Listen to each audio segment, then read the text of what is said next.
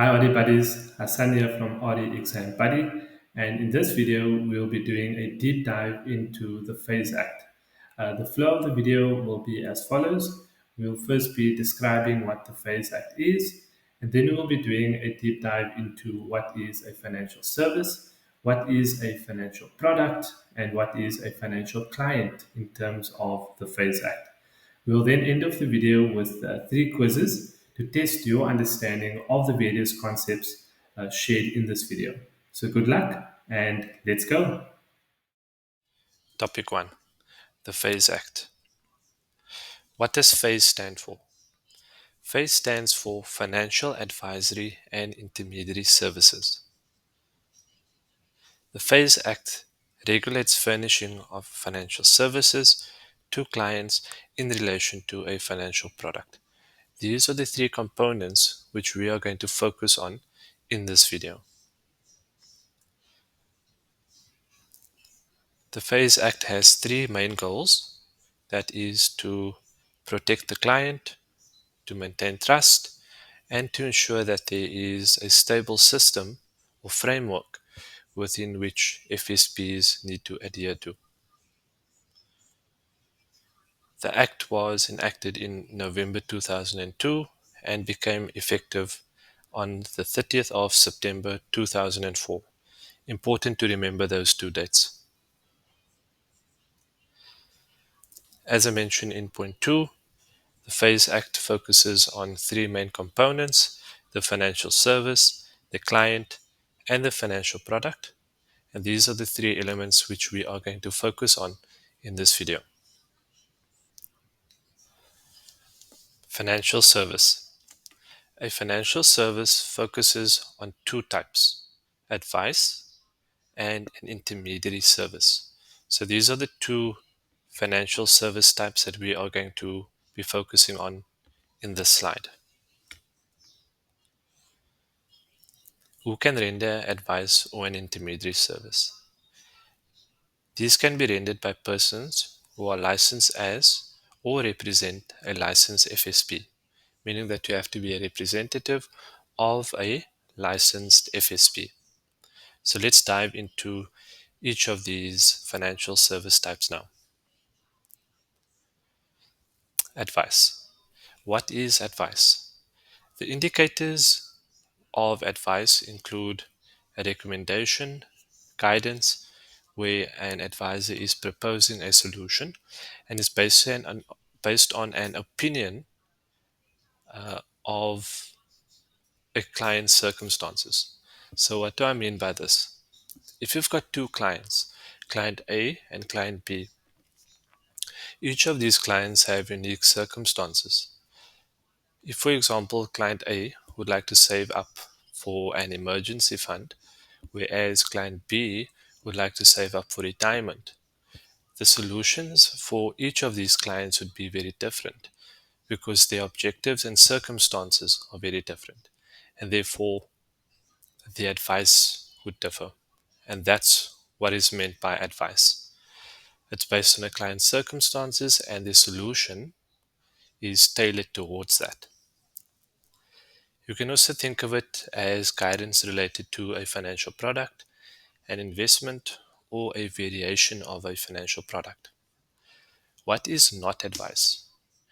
Describing a financial product, answering admin questions, presenting information on a specific product without a recommendation. So this is where you are furnishing a client with more generic type of information, and it's not specific to the client's circumstances. So to recap, advice, you're always looking for the indicators which include a recommendation, guidance, or where a solution is proposed, and the solution differs based on the client's circumstances.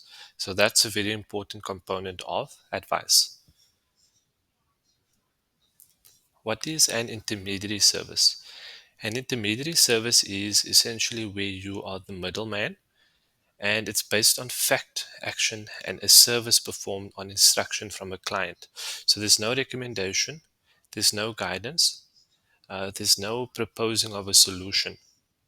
Rather, there is just factual information there's an action, and there's a service that is performed on the instruction of a client. It can be divided into scripted execution of sales and other intermediary services, which we won't go into right now. Intermediary service, however, does not include when a bank takes a premium on behalf of a product supplier in its function as a bank. So always remember, you need to exclude that from an intermediary service. So, in a nutshell, advice is related to providing a recommendation based on the client's circumstances, and every solution or the advice to every client who has a different circumstance would be different. Whereas an intermediary service, that's more just factual information.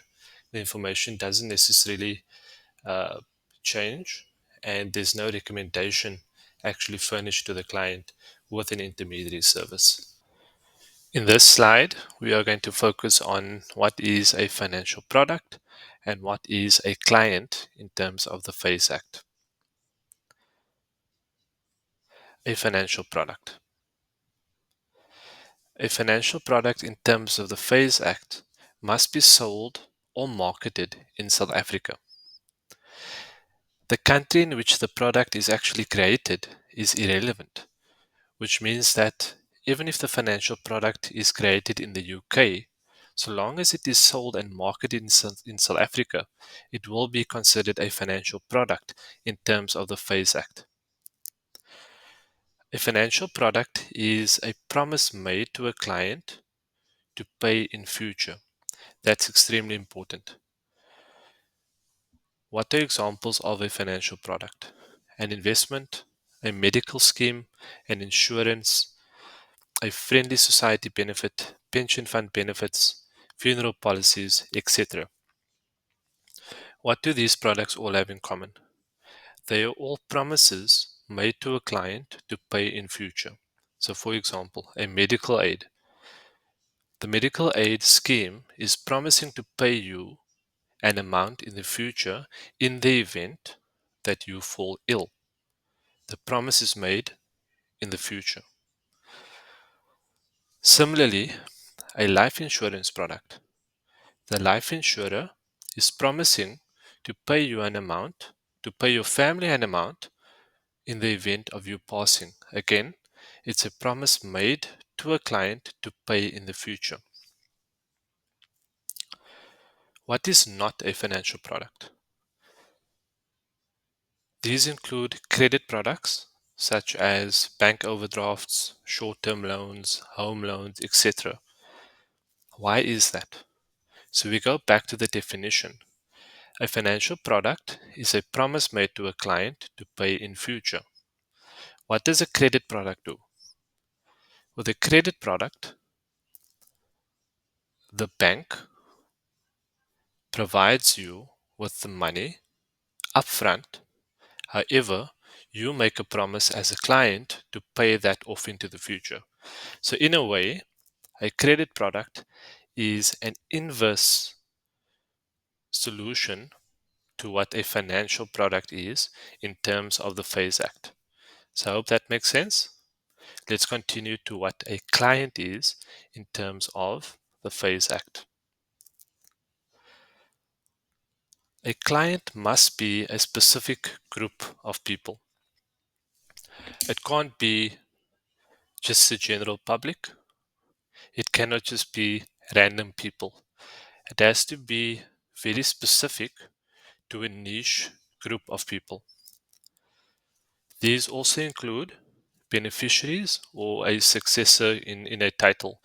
So if you have a retirement annuity, for example, and you pass on and you've got a beneficiary linked to that retirement annuity, for the purposes of the FAIS Act, your beneficiary would also be regarded as a client in terms of the FAIS Act. Quiz time. So let's test your knowledge and understanding of what we had just discussed. Anne, is sitting with the client, Mr. Dlamini, and explaining the different investment options available in the market. Would this be considered advice in terms of the FAIS Act? Yes, no, or it depends. So let's break it down. Mr. Dlamini, the client, we don't know what his circumstances and objectives are. And as the advisor, is providing with information on a broad array of different investment options that are available in the market. Therefore, just information is being provided. There's no specific recommendation that is tailored based on Mr. Dlamini's circumstances. And for this reason, advice is not being furnished in terms of the FAIS Act. So the answer is B. Next question. Frick Funerals' latest funeral product was developed in France but marketed to the South African market. Would this product be considered a financial product in terms of the FAIS Act?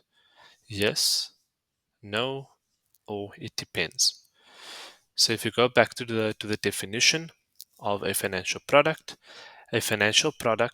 must be marketed to the South African market. However, it can be created in any other country. The country in which the financial product is created is irrelevant.